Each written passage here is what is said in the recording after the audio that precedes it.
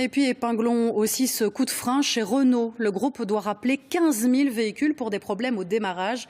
Et décidément, les ennuis techniques se multiplient dans le secteur automobile ces dernières semaines. Voyons cela avec Lucie Herman et Jennifer Istas. C'est le dernier modèle de la marque Renault, en vente depuis seulement quelques mois. La Renault R5 100% électrique a déjà été vendue à plus de 800 exemplaires en Belgique. Mais ce matin, le constructeur annonce le rappel préventif de centaines de véhicules à cause d'une potentielle panne au démarrage. Cela peut aller jusqu'à l'impossibilité pour le conducteur de démarrer sa voiture.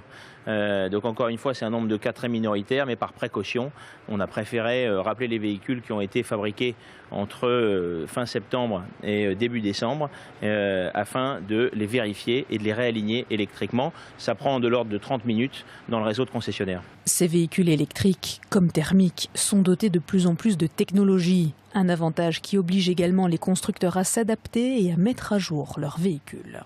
Ça fait partie de la vie normale d'un produit que des vérifications qui sont faites tout au long de la vie du produit nous amènent de façon préventive, même quand la sécurité n'est pas en jeu, à faire les réalignements qu'il faut. Et donc ça, il faut pas s'attendre à plus de rappels, mais il faut s'attendre à un niveau d'exigence qui est constamment le même de notre côté. Et donc si il faut faire des opérations de prévention, on le fait. Ces dernières semaines, d'autres constructeurs automobiles ont procédé à des rappels de véhicules. Il y a quelques jours, le groupe Stellantis a rappelé en France des milliers de Citroën, Opel et Peugeot pour des défauts moteurs.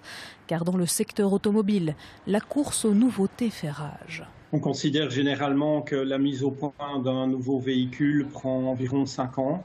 C'est évidemment quelque chose qui a un coût énorme et on remarque que les constructeurs lancent de nouveaux modèles de plus en plus rapidement et finalement compensent un petit peu parfois le manque de développement par des campagnes de rappel lorsque le véhicule est commercialisé. Pour des modèles électriques comme pour des modèles thermiques, c'est la même chose. Tous les propriétaires de véhicules concernés par un rappel sont individuellement contactés pour une prise en charge gratuite de leur véhicule. Et poursuivons la